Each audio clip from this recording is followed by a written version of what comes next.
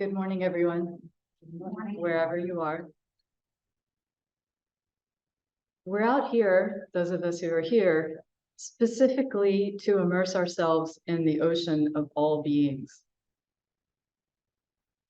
We're listening to the Dharma of ourselves and each other, and with all the beings, the seen, the unseen, the sentient, the insentient, the large, the very small, they're all here. Usually when we have a sesshin, we work to make it as simple as possible. So all one does is sit and experience being. So the schedule is set in a familiar pattern from one retreat to another. And the feeding is taken care of by all of us. And it's possible to just sit and ride the schedule right to enlightenment. That's the way we usually do sesshin. In this session, we've done kind of the same schedule in that we have morning zazen and morning service and breakfast and Dharma talk, but we've changed it out by doing a lot of it outdoors, which I feel is an advanced practice. So kudos to those of you who are new and you've made it this far.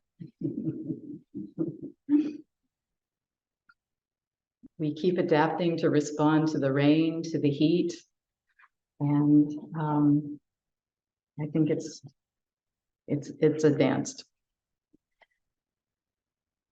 Yesterday, Maite gave a Dharma talk, and she gave us some words about the sentience of plants and our relation to them. And it was so beautiful. I hope we all have the opportunity to hear it again. She said that if you were to stand on the moon and look back at the earth, it would probably look blue and white. But here, when we're on the earth, we look out and we see green. And we take the green for granted. But our relationship with the green is so fundamental. And our awareness of that is part of the awakening. And the plants are most definitely sentient beings. We also chanted writings of the Zen master Dogen Zenji, who is our founder of the Soto Zen lineage that we are practicing in. And the writings go back to the 13th century. And sentient beings expound the Dharma, he writes again and again. In our Zen tradition, we have a story that said to have taken place 2,500 years ago in the life of the Buddha, where the Buddha, well, let me read it from a 1,000-year-old book called The Gateless Gate. This is a bit of the story called Case 6. The Buddha holds out a flower. When Shakyamuni Buddha was at Vulture Peak, he held out a flower to his listeners. Everyone was silent. Only Maha Kashyapa broke into a broad smile.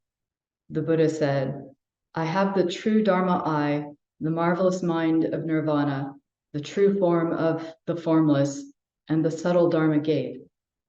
Independent of words and transmitted beyond doctrine, I have entrusted to Mahaya. This I have entrusted to Maha Kashyapa. We can say this event is ordinary and it's extraordinary. We can say it's extraordinary because it's the official origin story of Zen, the independent of words transmitted beyond doctrine, independence of words and transmitted beyond doctrine. So that was a big day in our history. But what is more ordinary than holding up a flower, right? Who among us has probably not held up a flower to a grandparent or a friend? And it's happening every day. Somebody somewhere is holding up a flower right now, right? It's very ordinary. In fact, all things raise a flower. All things raise the flower and they raise each other. And that's the theme of this retreat. Now, can we live in accord with it? We chanted the self-receiving and employing samadhi, which is a writing of Dogen Zenji. There's a passage that says, grass, trees, lands, which are embraced by this teaching, together radiate a great light and endlessly expound the inconceivable, profound Dharma.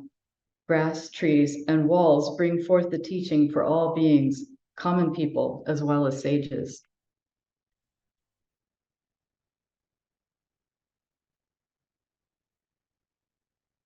So what are some examples of this ordinary, extraordinary transmission beyond words, endlessly expound by the land, etc.?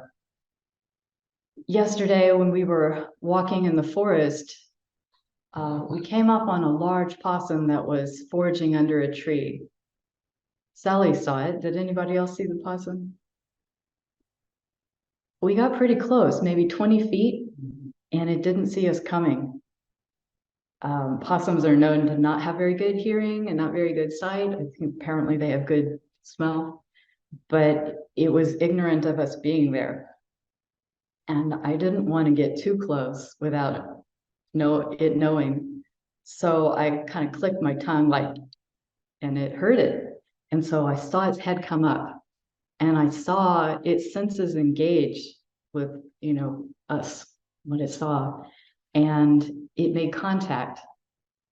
And in an instant, I could see something happen next, like what we say in the wheel of consciousness and becoming the dependent co-arising name and form. But maybe a possum doesn't really give a name, but it definitely was assessing, like big animals, too close, not food, making eye contact. It was making assessments. And then that generated a feeling in the possum. And I'm extrapolating from observing the way that it happens in myself. In Buddhism, a feeling is either good, bad, or neutral, like pleasurable, painful, or neutral. And evidently, the feeling generated by the contact with us was not good because it hustled off. And that moment of contact with the possum, I feel was similar to the recognition of the flower being held. Does it feel like a stretch? So the forest is raising the flower of the possum, and the field is raising the flower of the wildflowers. And the field was raising the flower of the lightning bugs the other evening when we were sitting on the deck. And the lightning bugs are raising the flower of themselves. And Tim, our flower here, saw a box turtle on the path and moved that flower, raised that flower off the path.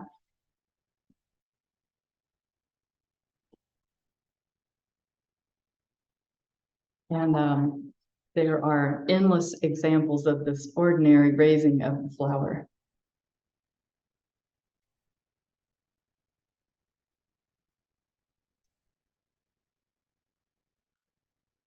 Oh, even the neighbor who was shooting off his gun yesterday was raising a flower. And I find it very hard to smile. It's a difficult one. So we hold up a flower for him, the neighbor. He practices target practice, and we practice Buddhism. And so we're filling the air with the sound of a bell instead of gunshots to bring us together and peace and harmony. I like our way. What about the insentient beings we have referred to? These insentient beings who expound the Dharma without ceasing for one moment. What is insentience? We touched on it yesterday with Maite's Dharma talk. Is it being inanimate? Like a piece of wood or a pebble? Those things are animate, maybe not in a way that we can see. Think of wind and water eroding a block of granite into a smooth pebble, and molecules dancing, and the inanimate minerals that are incorporated into the good food that Royce has been feeding us and incorporating it into our bodies. These insentient, inert things are not insentient because they're inanimate. Think about that block of granite that's in the garden over by the kitchen. It's about the size of a picnic table, and it's good to sit on with a cup of tea. And on it is another piece of granite about the size of a watermelon. I think y'all have seen it, but for those of you who are in Houston, I'm going to paint the portrait of it. And it's smooth, like a watermelon. They don't have feelings, do they? These two rocks that are sitting together in relation with themselves and whoever comes to sit on them and the garden and this ocean of beings. They don't have feelings, but they are expounding the Dharma to us. They can communicate. And what do they say? Well, if we look at them, we might say something about geology and volcanic activities and wearing away over time into sand. We could think about the past and the future, and we could even think about garden design. But these are all things that we impose on the rocks themselves. So what are they speaking? They're speaking just being. If we learn from the rocks, observe the rocks and learn from them, we won't be acting like rocks, because that would be acting, right? Not just being. If we understand the Dharma of the rocks, we'll be fully human, we'll be fully partaking in our lives and just being. We'll be immersed in the ocean of all beings, responding with compassion. And that's the most ordinary and extraordinary thing, just being.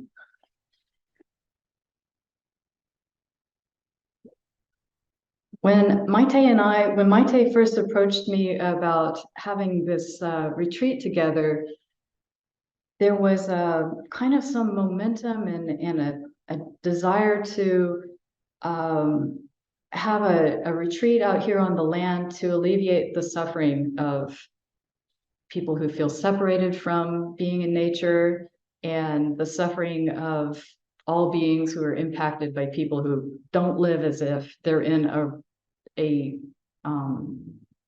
interconnected relationship with all beings, so that what they do to others happens to themselves as well.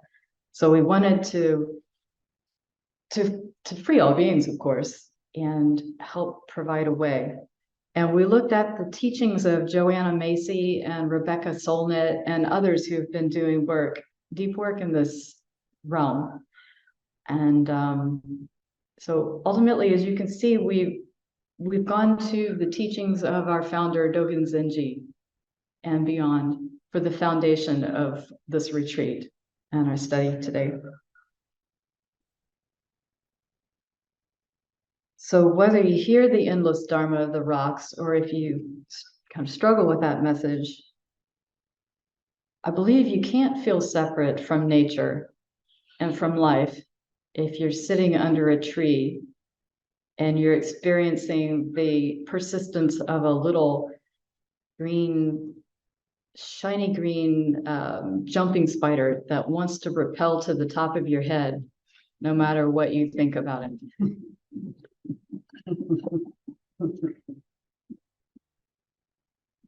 This is life responding to life. So may you raise the flower of your life wherever you are, and see that all beings smile.